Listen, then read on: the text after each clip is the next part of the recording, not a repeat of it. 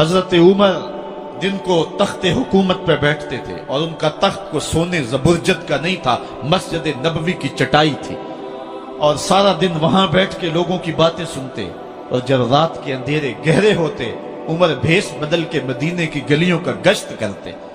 کہا تمہارے گھر سے دھواں نکل رہا ہے اور بچے رو رہے ہیں، ان کو کھانا کیوں نہیں دیتی؟ کہنے لگی عمر کی جان کو رو رہی۔ عمر کے پاؤں تلے سے زمین نکل گئی۔ کہا کیا ہوا؟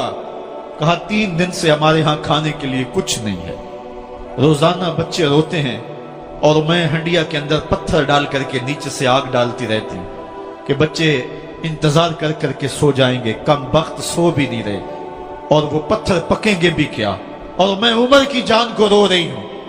حضرت عمر کا کلیجہ دہلنے لگا، فوراً پلٹے، واپس بیت المال میں آئے، گھی کا ایک کنستر لیا، آٹے کی بوری لی، مرچ مسالہ جات بہت کچھ اٹھایا، اپنے کندھے پہ رکھا، بوری اپنی کمر پہ لا دی۔ عمر بیت المال سے نکلے تو آپ کے خادم اسلم نے دیکھ لیا، آگے بڑھا، کہا میرے آقا میں اٹھاتا ہوں۔ عمر کی آنکھوں میں آنسو ہے۔ کہا اسلم قیامت کے دن میرا بوجھ اٹھا لو گے؟ کہا قیامت کے دن تو اپنا اپنا بوجھ اٹھانا پڑے گا۔ کہا عمر کو آج اپنا ہی اٹھانے دو۔ حضرت عمر وہ گھی کا کنستر اور وہ آٹے کی بوری سر پہ اٹھائے ہیں اور اس خاتون کے گھر جاتے ہیں اور دستک دیتے ہیں۔ وہ جب دیکھتی ہے اس کی جان میں جان آ جاتی ہے۔ کہا جلدی جلدی آٹا گوندو، اور عمر سبزی کاٹنے لگ جاتے ہیں۔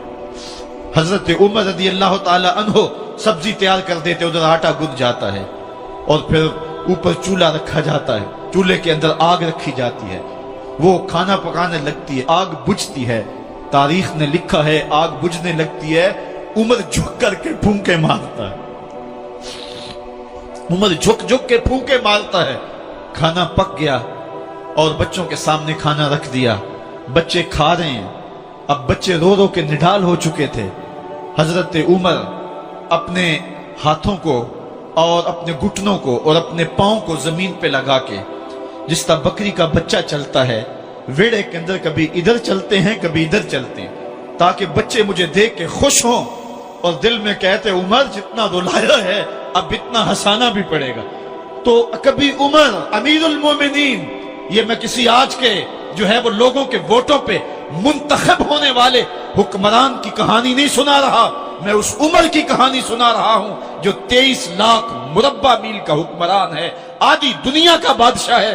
حضرت عمر جو ہے جس طرح بکری کا بچہ چلتا ہے، اس طرح اپنے ہاتھ اور اپنے گھٹنے زمین پہ ٹیک کر کے جو ہے وہ اس طرح چلتے ہیں۔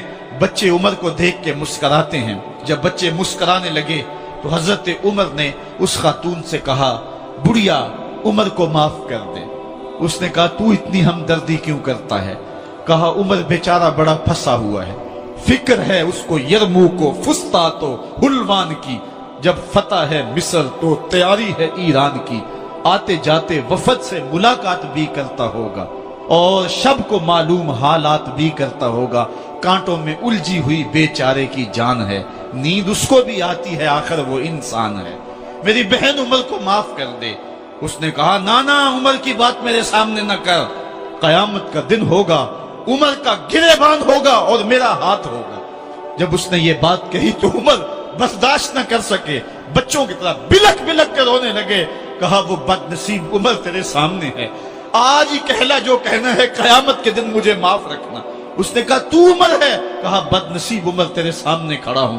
میرے عمر کہتے ہیں اگر دجلہ کے کنارے ایک بکری کا بچہ بھی پیاسا مر گیا، اس کا حساب بھی عمر سے لیا جائے گا۔ حضرت عمر نکلے یروشلم میں، ایک اونٹ ہے ایک غلام ہے، کبھی وہ سوار ہوتا ہے کبھی آپ باری مقرر کی ہے۔ جب قریب پہنچے یروشلم کے تو عمر کی باری نکیل پکڑنے کی اور غلام کی باری اوپر سوار ہونے کی آ گئی۔ غلام نے کہا آقا میں مرضی سے اپنی باری چھوڑتا ہوں، آپ آ جائیں، دشمنوں کے مفتوحہ علاقے میں آ رہے ہیں، تازہ تازہ علاقہ فتح ہوا ہے، اسلام کی شان و شوکت ظاہر ہو۔ عمر نے کہا اسلام کی شان و شوکت ایسے ظاہر نہیں ہوتی ہے، اپنی باری پہ تم بیٹھو گے، اپنی باری پہ میں بیٹھوں گا۔ لوگ منتظر کھڑے ہیں، دور سے جب دیکھا کہا اس کی ہیبت سے کانپتے تھے ہم، یہ تو کوئی حبشی لگتا ہے، رنگ کالا ہے، ہونٹ موٹے ہیں، اس سے تو زیادہ حسین اس کا غلام ہے جو آگے آگے چل رہا ہے۔ حضرت ابو عبیدہ نے کہا دھوکہ کھا رہے ہو، ہمارا آقا وہ نہیں ہے جو اونٹنی کے اوپر سوار ہے، ہمارا آقا وہ ہے جو لگام تھامے آگے آگے چل رہا ہے۔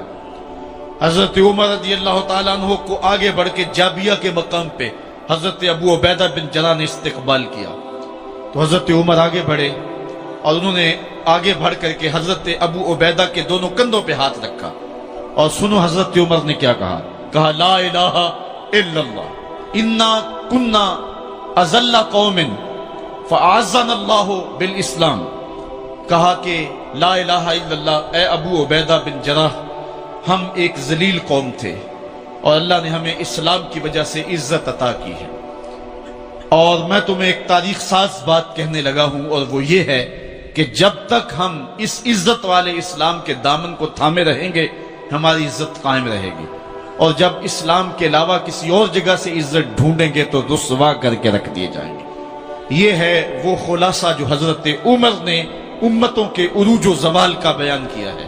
اس امت کو جو خیرات ملی ہے تخت و تاج کی، وہ پینٹاگون سے نہیں ملی، وہ واشنگٹن سے نہیں ملی، وہ وائٹ ہاؤس سے نہیں ملی، وہ محمد عربی کے جوڑوں کا صدقہ ملی ہے۔ اس لیے جب ہم نے اسلام سے انحراف کیا، پاکستان حاصل کیا گیا تھا، پاکستان کا مطلب کیا؟ لا الہ الا اللہ، ہم نے اس نعرے کو چھوڑ دیا ہوا ہے، ہم نے انحراف کر دیا ہے۔ آج ہماری نظریں مغرب کی طرف لگی ہے کہ تخت و تاج اس سے نصیب ہوتے ہیں، اور دنیا کے اوپر ہم رسوا ہو کے رہ گئے۔ ہماری پستی، ہماری زبوحالی، ہماری ذلت کا سبب یہ ہے کہ جس جگہ سے ہمیں عزت ملی تھی ہم نے وہ مرکز ہی چھوڑ دیا ہے۔ اس مرکز حیات کو، اس مرکز زندگی کو، اس مرکز عزت کو ہم نے چھوڑ دیا ہے، اور دنیا کے اوپر ہم رسوا ہو رہے ہیں۔ انہی حضرت عمر کی کہانی ہے، وادی تہامہ سے گزر رہے تھے کہ بچوں کی طرح بلک بلک کے رونے لگے۔ کہا عمر جوان آدمی ہو اور بچوں کی طرح بلک کے رو رہے ہو؟ کہا تم نہیں جانتے، مجھے بچپن کی کہانی یاد آ گئی۔ کہا کیا کہانی ہے؟ کہا یہی عرض تہامہ تھی، میرے باپ خطاب نے مجھے 5 اونٹ دیے تھے، کہا انہیں لائن میں کھڑا کرو سیدھا، میں آگے والا سیدھا کرتا تھا، پیچھے والا ٹیڑھا ہو جاتا، پیچھے والا سیدھا کرتا، آگے والا ٹیڑھا ہو جاتا۔ میرے باپ خطاب نے مجھے بڑا مارا۔ کہا ایک عرب کے بیٹے ہو کہ تم سے 5 اونٹ لائن میں کھڑے نہیں ہوتے؟ کہا ایک زمانہ عمر پہ وہ تھا کہ اس سے 5 اونٹ لائن میں کھڑے نہیں ہوتے تھے، اور آج شرق سے لے کر غرب تک 23 لاکھ مربع میل کی حکمرانی، اور انسان بھی لائن میں کھڑے ہیں۔ یہ محمد عربی کے جوڑوں کا صدقہ نہیں ہے تو اور کیا ہے؟ عمر سے تو 5 اونٹ لائن میں کھڑے نہیں